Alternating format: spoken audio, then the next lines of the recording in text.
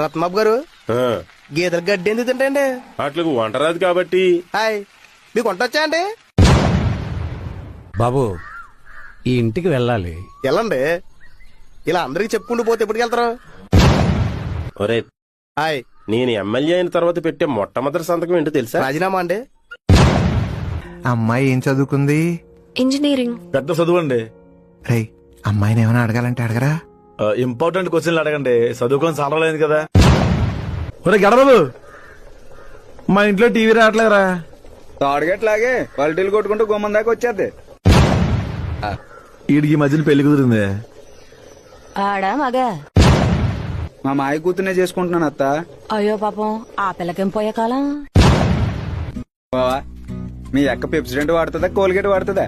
చెప్పల్లా. కాదు సార్, ఇది చాలా ఇంపార్టెంట్ లైఫ్ ఇన్సూరెన్స్ ప్లాన్ అండి. మీరు చచ్చిపోతే డబ్బులు వస్తాయి. అలాగేనండి, నేను చచ్చిపోగానే ఫోన్ చేస్తాను, వచ్చి డబ్బులు ఇచ్చేయండి. నాకు కూడా ఇలాంటి రాంగ్ కాల్స్ వచ్చినాయి. లాటరీ తగిలిందని ఫోన్ చేశారు. పొరపాటున తగిలింది కాబట్టి సారీ చెప్పమన్నాను. ఇంకోసారి చూసుకోకుండా తగిలితే గోబా చిట్లు పోద్దని డెడ్లీ వార్నింగ్ ఇచ్చాను. మా ఇంట్లో కరెంటు పోయిందిరా. గట్టిగా బతులా అండి, వచ్చేద్ది. ఇందాకే నేను అందంగా ఉన్నాను కూడా చెప్పింది. నమ్మేశావా?